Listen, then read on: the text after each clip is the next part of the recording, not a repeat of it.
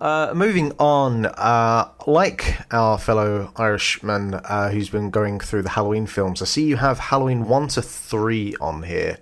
So tell me, is this like a rewatch for you? Like, have you seen them before? What's the deal here? I thought I'd seen them before. And watching them, I'm like, no, I haven't seen them before. Because I'd remember Halloween 3 because it's a very Irish movie.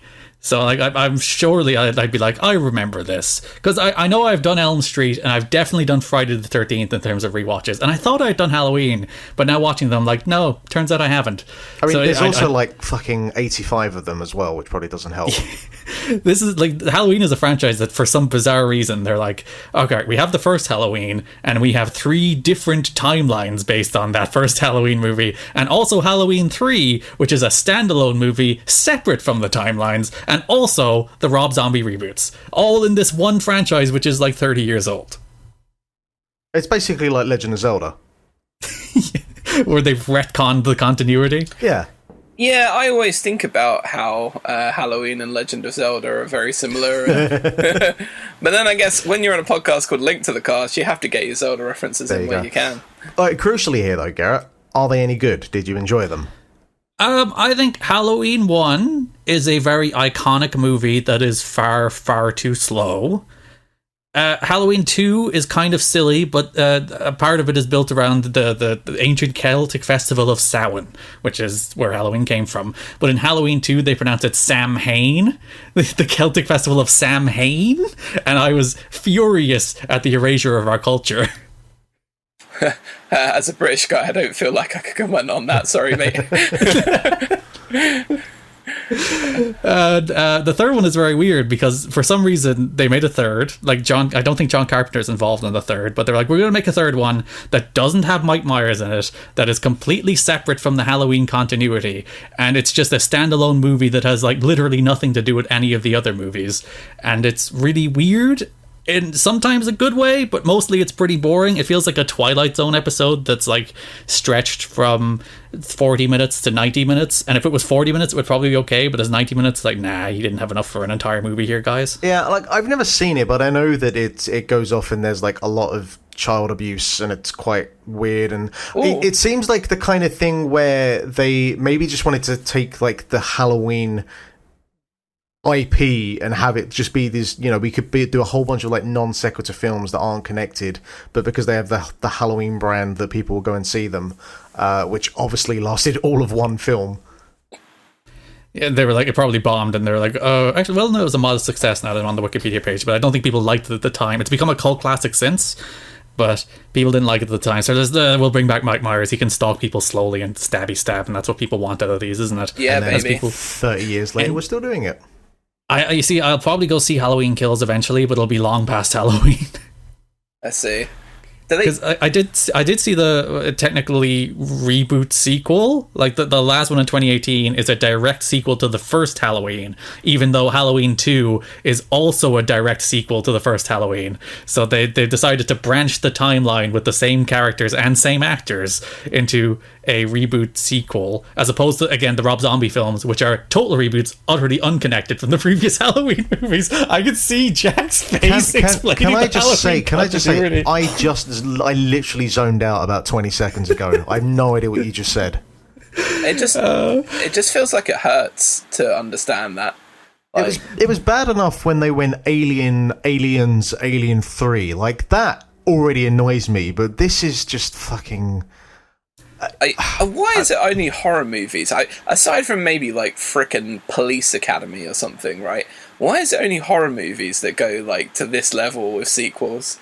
Like, there's so many cool things you could do to scare people, and yet they're just like, let's just burn out the same franchise. It's probably the fact that they're, as far as I can see, they always do well. They always do, like, box office wise, they're always relatively successful.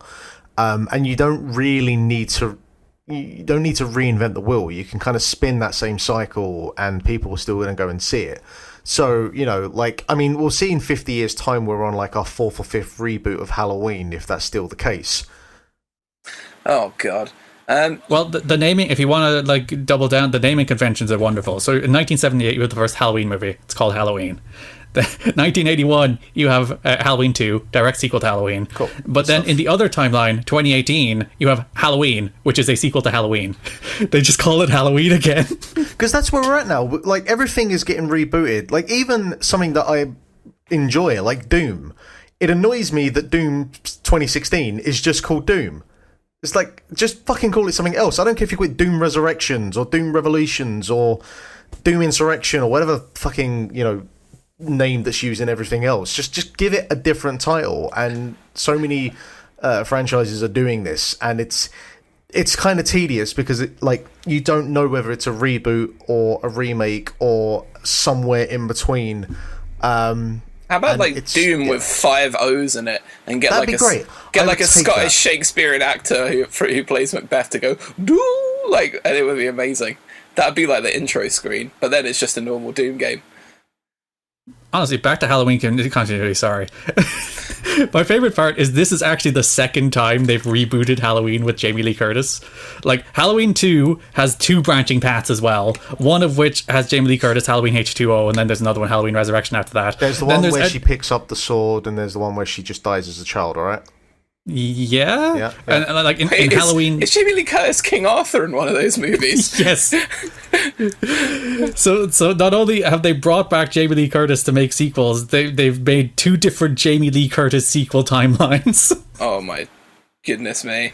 Then there's Halloween 4, 5, and 6, or well, technically Halloween 6 is Halloween the Curse of Michael Myers. It's not called 6, which has no connection to the Jamie Lee Curtis sequels, but does have a connection to the original 2 Halloween movies. So one thing I've always wondered about Michael Myers is, does Mike Myers exist in the Halloween universe? Like, have they ever met? The actor, yeah. And do they ever do the reference to, like, oh, yeah, we should be scared of this Michael Myers character? And does anyone ever go, yeah, baby, right? Am I right? Because Austin Powers, guys, does that ever happen? Because if it did, I'd watch whatever movie that was immediately. I think the Halloween Mike Myers should stab somebody and then pull the knife out and go, yeah, baby, yeah. He should. And then somebody else is like, I get that reference, but I'm also scared and going to run away. Yeah, or he chases someone while the riff part of Bohemian Rhapsody is playing. That would be amazing. And then every beat accent, he just stabs someone in the face. No, just jabs it right in the eye with a fork or something. Yeah, there you go. I'm rebooking it right now with Mike Myers as Mike Myers. Do you ever see Mike Myers? Horror film. Do you ever see Michael Myers, the actual... Because he's got, a big mask on, a big weird head thing, hasn't he? Do you ever see, the dude? Yeah, he takes his mask off in the first one. They really... They don't do long-form storytelling there at all. I was going to say... What is he still, right? Is he supernatural or, Because, as far as I'm aware, he dies a whole bunch of times, but isn't he just meant to be, a mental patient? Isn't that his deal in the first one, at least? Yeah, in the first one, he kills his mom and then gets locked in a mental hospital for 15 years and comes back on Halloween to torture all the people. And it turns out again, to get into Halloween continuity, in Halloween 1 and 2, it turns out that Jamie Lee Curtis is actually his sister. But that's not the case in the current reboot series. It's just a victim from the first one. But yeah, he's basically paranormal and unkillable. I think the idea is he's possessed by the devil or something. Cool. Let's see, so he's not like Kane then, his brother didn't set him on fire when he was younger or anything. No, he likes stabby stabs. What does it say when the storyline of Kane and Undertaker makes more sense in a continuity aspect than fucking Halloween? To be fair, it tells you they should get Vince Russo to write the next Halloween movie. Absolutely. Yeah. I feel like Undertaker was buried alive more often than Michael Myers has died and come back, so maybe we're the assholes in this situation. I'm not sure.